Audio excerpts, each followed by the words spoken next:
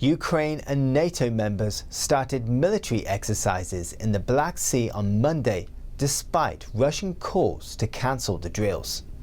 The exercises follow last week's incident with a British destroyer off Crimea. NTD's Ducasse brings us this report. Ukraine, the US, the UK and other NATO countries started military drills in the Black Sea on Monday. The exercises, dubbed Sea Breeze 2021, last for 2 weeks and involve about 5,000 military personnel, 30 warships and 40 aircraft. Moscow has criticised the drills and asked for them to be cancelled. It warned Britain and the US against tempting fate by sending warships to the Black Sea. Russia said it would defend its borders using all possible means, including military force. The drills follow last week's incident with a British destroyer off Crimea. Moscow said one of its warships fired warning shots and a warplane dropped bombs in the path of British destroyer Defender on Wednesday to force her out of an area near the peninsula. Britain denied that account and said it was sailing in Ukrainian waters. The UK, like most of the world, recognises Crimea as part of Ukraine despite the peninsula's annexation by Russia. Ukraine says the main goal of the exercises is to gain experience in joint actions during multinational peacekeeping and security operations. Joy Duguid, NTD News. The Italian government on Monday returned the right to Italians to walk around outside without wearing a face mask. Yet mask wearing is still compulsory inside and on some modes of transport. Lauren Anthony reports. Italians now have the freedom to walk around outside without wearing a mask. Face coverings to protect against the spread of coronavirus have been mandatory outdoors in the country for almost a year. Now the whole country has moved to a lighter white zone status, the lowest risk level in Italy's 4-tier colour-coded system. Despite some hesitance, many on the streets of Rome were embracing the new rules on Monday. Mother Roberta Romano kept hers on while travelling. We've just got off the bus, and so we wanted to be careful on public transport, but now we are outside. We will take the masks off. But it is a great relief and brings hope for these months to come. Italy's coronavirus infections have been diminishing by the day, though the government is keeping a watchful eye on any new variants. Tesla's image took another dent in China this week as the company recalls nearly 300,000 vehicles. China's safety regulator says drivers can accidentally switch cruise control on or off during sharp turns. NTD's Patrick Hayden has the story.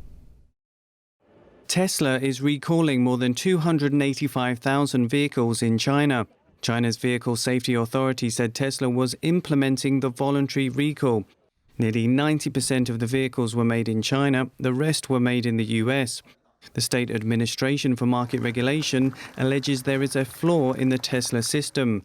It means that drivers could mistakenly switch on or off an active cruise control feature. This could lead to hazardous situations. The fault was identified in its Model 3 and Model Y vehicles. Owners will not need to take their vehicles in to get them fixed. A software update will sort the issue. Tesla has enjoyed a luxury status in the world's biggest electric vehicle and car market. To some extent, that brand image has been tarnished by a string of high-profile crashes, price changes and recalls. Tesla's share price seemed unaffected by the news Monday. They were up over 2% during the day. Patrick Hayden, NTD News. Alain Ducasse is one of the great legends of modern cuisine. Graduating from his cooking school is no easy feat. NTD's David Vivez is in Paris to find out what it takes to make the grade.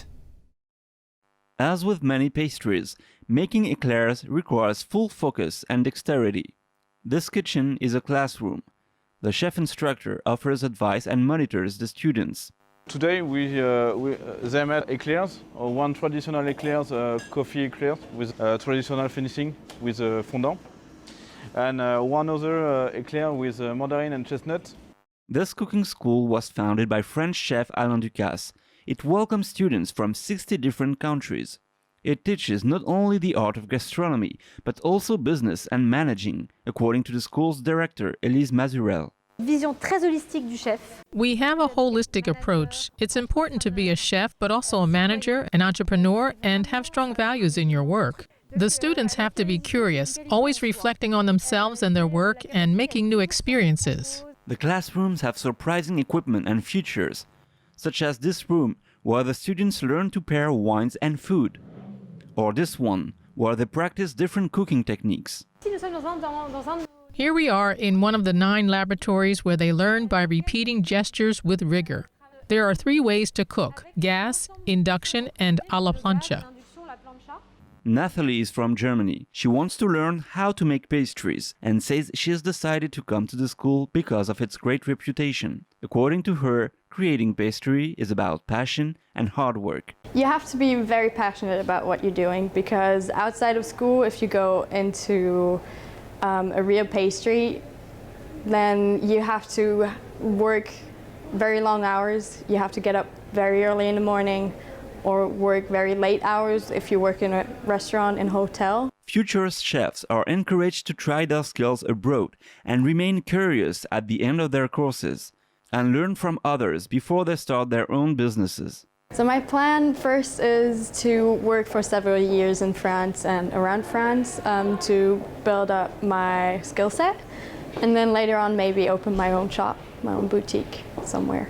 Some of the students are also chefs who wish to perfect their skills, and some of the employees of the school are also former students. David Vives, NTD News, Paris. A prehistoric cave network in France has been closed to the public for nearly 60 years. But now visitors can tour the caves thanks to virtual reality. NTD's Lily Joe brings us this story.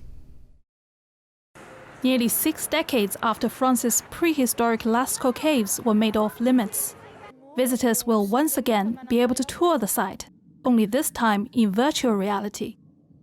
The modeling of the cave was done by Ducasse Systems, a French company that builds 3D models for auto and airplane design. At the start of the project, we acquired a set of 3D data of the Lascaux cave, collected during several digitalization campaigns. This data was then integrated to the software that we develop here in this research lab. Technicians use this 3D data and their software to create a life-size cave expedition. The interactive tour takes 45 minutes and comes with a tour guide. It's so real that one of the first visitors went on their knees to pass through a very narrow passage. The interest of this visit is to show things that cannot be easily reproduced in a printout, notably 2 sectors that are still unseen by the public.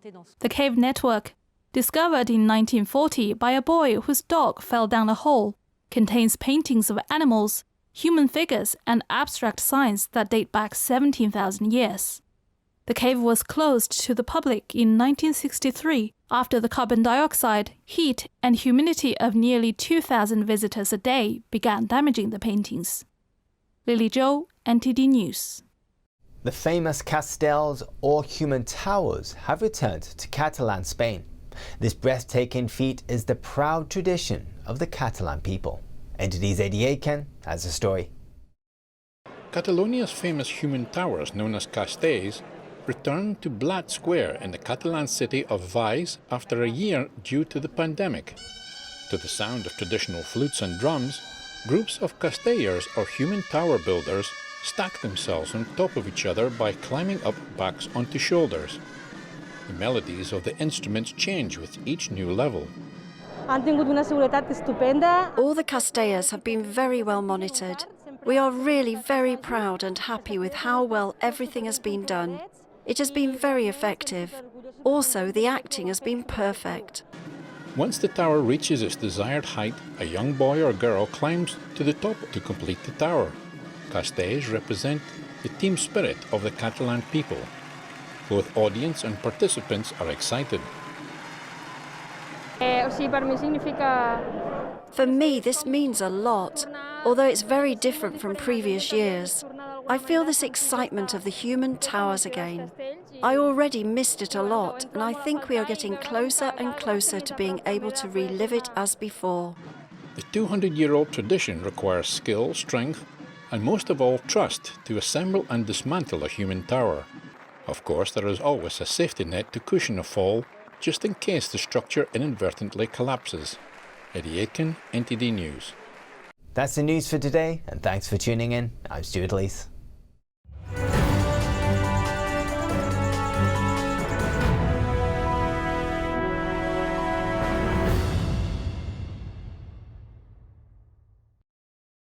Thank you for watching our daily news show on YouTube. You can also watch our other programming on channel 190 on Sky TV or on Freeview via channel box on channel 271. In the meantime though, please give this video a like and hit subscribe to our channel. Have a good day.